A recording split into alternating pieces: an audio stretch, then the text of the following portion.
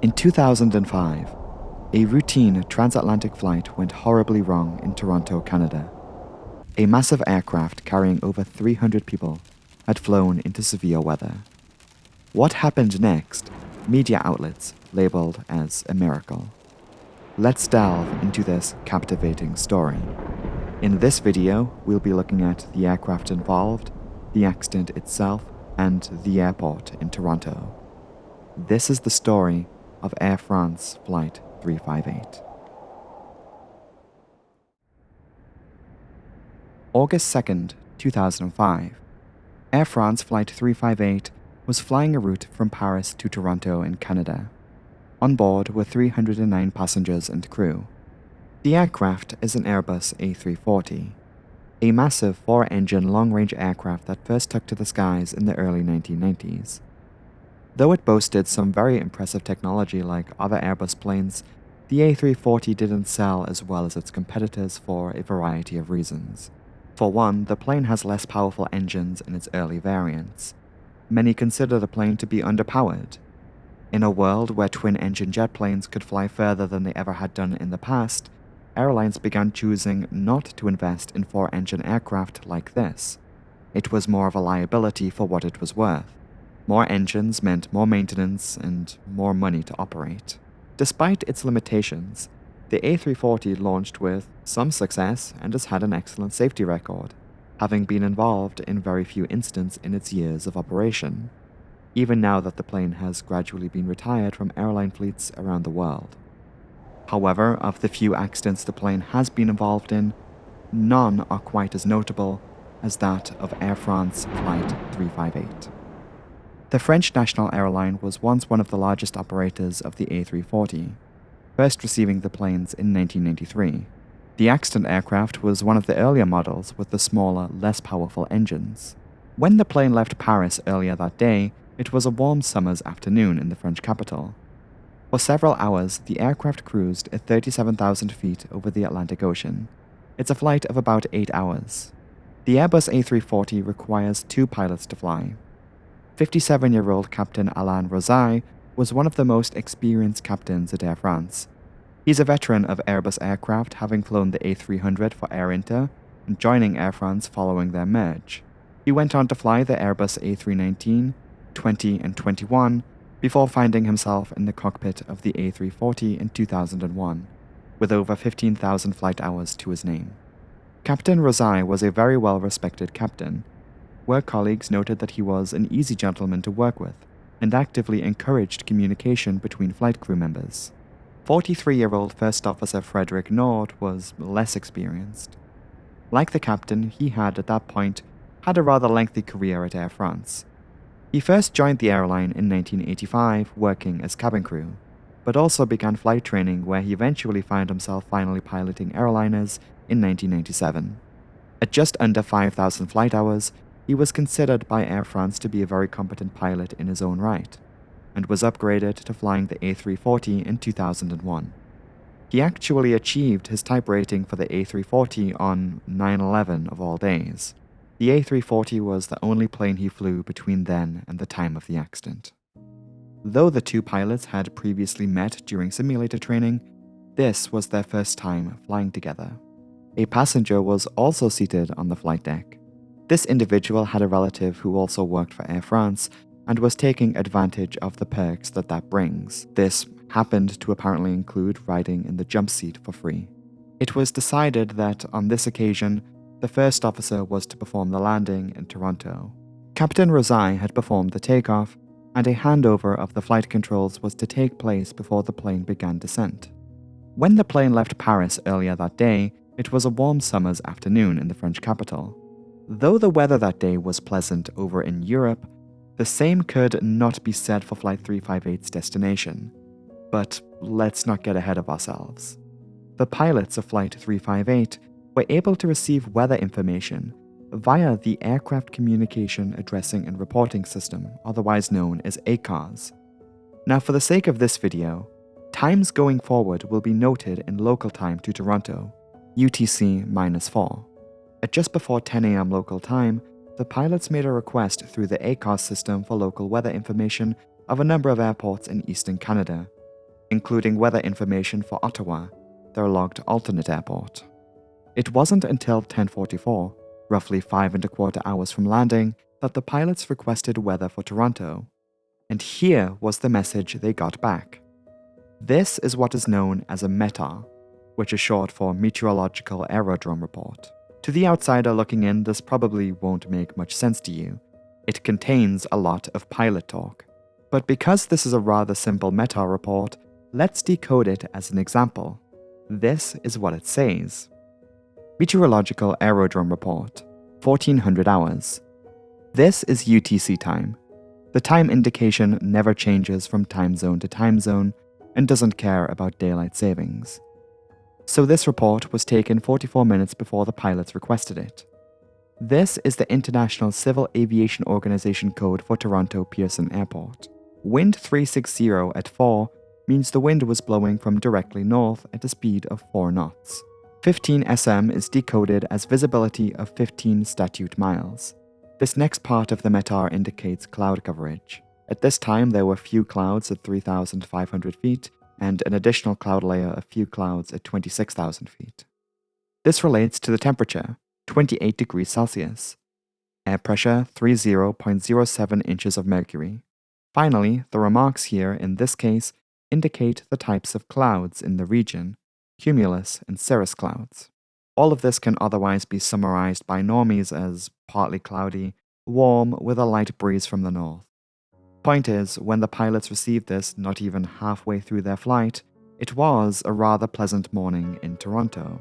This weather, however, evidently did not last, and we can see this in the local recorded weather in Toronto on that day. At that time of the day when Flight 358 was cruising over the Atlantic, thunderstorms and rain showers moved into the region. According to weather reports that day, there was a period of about 6 hours of this stormy weather. Contrast the METAR report we've just decoded with this weather update that came through literally whilst Flight 358 was landing. Wind increased to 11 knots from heading 290, visibility down to 4 miles, heavy rain showers, thunderstorms in the region. Thicker, broken cloud layers of cumulonimbus thunderstorm clouds covered the city and the airport. The Toronto region was being hammered with powerful thunderstorms and heavy rains. Local airport authorities had issued warnings of lightning to aircraft. Multiple flights heading into Toronto had diverted due to the worsening weather conditions. As Flight 358 approached the Toronto region, it was put into a holding pattern to await their approach clearances. The change in the weather had the Toronto airport make changes to how they brought planes in. The active runway for arriving aircraft changed multiple times that afternoon. Runway 24 left, highlighted here, was the runway eventually used by the time the accident occurred. It is found on the south side of the airport. The parallel runway to the airport's north, highlighted here, was in use for departing aircraft. The neighboring parallel runway to 24 left was out of service because the instrument approach equipment was damaged by lightning. The other perpendicular runways were not used due to unfavorable wind conditions. This effectively meant that all arriving aircraft were put onto approach for runway 24 left. Runway 24 left happens to be the shortest runway at Toronto, measuring roughly 2,700 meters. Just outside of the airport, immediately south of this runway, lies the 401 highway, an absurdly large road that is one of the city's main road routes. At 3:28, Flight 358 was still in holding, but was cleared to make an approach.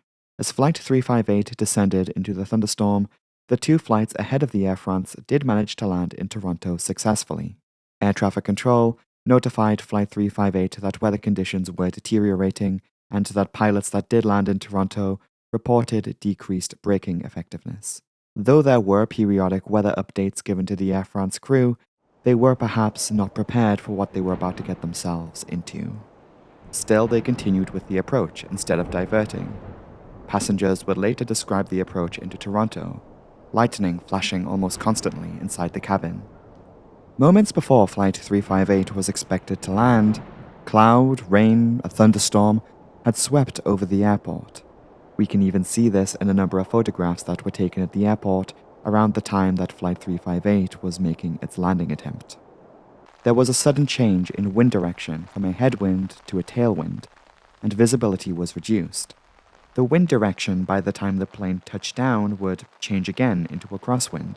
Investigators would later conclude that weather conditions at touchdown were out of the aircraft's limits. With First Officer Nord at the flight controls, he was quickly overwhelmed. By this point, as the pilots had descended beyond the decision height and began passing over the foot of the runway, they believed their opportunity for a missed approach had expired. As Flight 358 was in its final seconds of the flight, there was a recorded increase in thrust. The autopilot and autothrust had been disconnected, and to counter a loss of airspeed and what the pilot flying perceived as an increase in rate of descent, he decided to increase the thrust output. This caused the massive aircraft to drift above its glide path over the runway, in what pilots like to call a float. A float occurs on landing in the flare phase, while the pilot pulls the nose back in preparation for touchdown. Basically, the plane was producing too much lift at this point, and while it didn't go down to the runway, it stayed in the air. Floaty landings like this happen from time to time. It's certainly not quite the ideal smooth landing a pilot might desire, but in this case, because runway 24 left was the shortest at Toronto, and the need for the aircraft to expend its excessive airspeed, this long landing meant the A340 didn't touch down until it was nearly halfway down the runway, far beyond the normal landing region. Obviously, this meant there was less room for the plane to stop. Now, let's take a moment to re-highlight the different ways pilots slow their planes down on landing. Firstly, there are the spoilers. As per the landing checklist, the pilots had armed them to deploy on touchdown. This occurred as normal once the plane was on the ground. Secondly, there are the standard wheel brakes. Investigators later determined that the aircraft's brakes were working normally. However, the pilots were informed ahead of time that braking action was reduced due to the weather conditions and rain-soaked runway. This would have increased the distance needed for the plane to come to a stop. Lastly, and this was the big one, there was the reverse thrust. Reverse thrust basically redirects thrust produced by the engines forward instead of backward. Pilots usually only ever engage the reverse thrust on landing at touchdown. They are never used in the air for reasons we have discussed previously on the channel. In this case, it would appear that the reverse thrust was not engaged when the pilots were supposed to. Though investigators later found the engine reverse thrusters to be on in the wreckage, they weren't activated until the plane was running out of runway. The pilots were supposed to select the reverse thrust immediately on touchdown, and they didn't do that. All of these factors, the poor weather, shorter runway, landing further down the runway than anticipated, reduced braking effectiveness, and failure to engage the reverse thrust on touchdown, meant that by the time the plane was decelerating, there was no longer enough room. At just after 4 p.m. local time, the massive A340 overran the end of the runway. Though the speed of the plane was reduced to under 100 knots, the plane would continue for another 300 meters beyond the runway and airport boundary. Substantial damage was inflicted on the aircraft as it continued down the embankment. The plane fell into, crashed, and came to a stop inside a small ravine, located precisely here. The plane was now actually closer to the highway than the airport. And though the crash was not that devastating itself, the 300 people inside were, well, still inside the plane, and now came the task of evacuating the aircraft. It was clear to many on board that though the plane had stopped, another hazard had surfaced. Some passengers had noticed a fire outside of the aircraft. Smoke began filling the cabin, the smell of jet fuel was in the air. The plane was on fire. The evacuation process was impeded somewhat due to multiple factors. Some of the doors failed to open as intended. Flight attendants chose not to open the 2 left rear doors due to a fire hazard outside. Multiple evacuation slides were punctured from aircraft debris, and some passengers were reported to have taken their belongings with them. In the evacuation process, over 40 people reported injuries to varying degrees, roughly a dozen of them seriously so and required medical attention. Despite these challenges, all passengers and cabin crew were able to escape the burning plane. In the cockpit, First Officer Nord was uninjured in the crash. Captain Rosai suffered some injury but managed to escape. The injuries he sustained in the accident inhibited him from flying again. The first officer was the last person to leave the plane. The evacuation was ultimately successful and completed within the 90-second time window that the aviation industry has set as the target for emergency evacuations. Once outside of the aircraft, some passengers made their way over to the highway in the heavy rain and thunderstorms, where passing motorists had already slowed down and stopped to help those in the crash.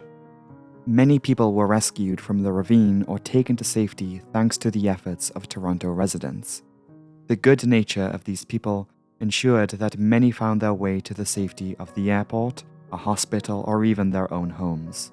Shortly after the evacuation was completed, the plane erupted into flames. Flight 358 became a smoldering wreck.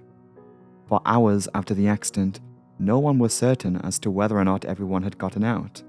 People feared that some were left behind as flames consumed the aircraft. Aviation authorities and Air France themselves were able to account for all passengers and crew. All 309 people on board Flight 358 had survived. Media outlets later labeled the outcome of this accident a miracle. Accidents like this have occurred before and since Flight 358. Runway overruns do tend to happen from time to time, and they are usually non-fatal to begin with. Devastating fatal incidents, though, have occurred where passengers and crew have been against the clock to evacuate. The case of Flight 358 is a demonstration of just how far the aviation industry has come in terms of safety. Because of the hard lessons learned over the years, over 300 people walked away from the plane that day alive. Some were injured, but they were alive. Ultimately, the case of Air France Flight 358 was put down to pilot error and shortcomings at Air France. The airline did not have the necessary procedures and sufficient pilot training in place for dealing with stormy landings. The pilots did not determine or calculate the landing space necessary on this runway with these conditions. As the accident report concludes, they were not aware of the margin of error in this specific circumstance. The pilot monitoring failed to make the necessary callouts. Failure to do so contributed to the delayed activation of the reverse thrust. Investigators found that though runway 24 left complied with Canadian aviation standards, Canada's own standards when it came to runway overrun areas was substantially lower when compared to its international counterparts. So recommendations were made for Canadian airports to increase the distance of these overrun areas to help prevent future runway overshoot incidents from turning into an accident like this. Air France Flight 358 was just the third in a total of 5 major incidents involving Air France planes in the 2000s decade. Some of these planes were lost in major accidents. However, since 2009, there has never been a loss of an Air France plane since. Hello everyone, thank you so much for watching this video.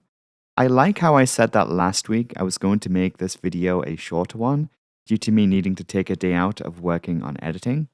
Somehow, I managed to pull off like a 20-minute video. The process of making these videos makes it a bit difficult to know how long a video is actually going to be until I actually write it up and take into account all of my notes. Regardless, though it was a busy week, we pulled through and we're back on track for next week. Anyway, if you weren't aware, I took a day out to visit the National Museum of Flight this week. They have a collection of planes there that were of particular interest to me for a number of videos that will be in the works soon enough. It's going to be good. So it is that time where I must take a moment to thank my amazing patrons over on Patreon for their amazing ongoing support to the channel. Their names are scrolling on the screen right now, so if you do see your name here, a massive thanks to you. Shoutouts. So this week we actually have a whole number of new joiners.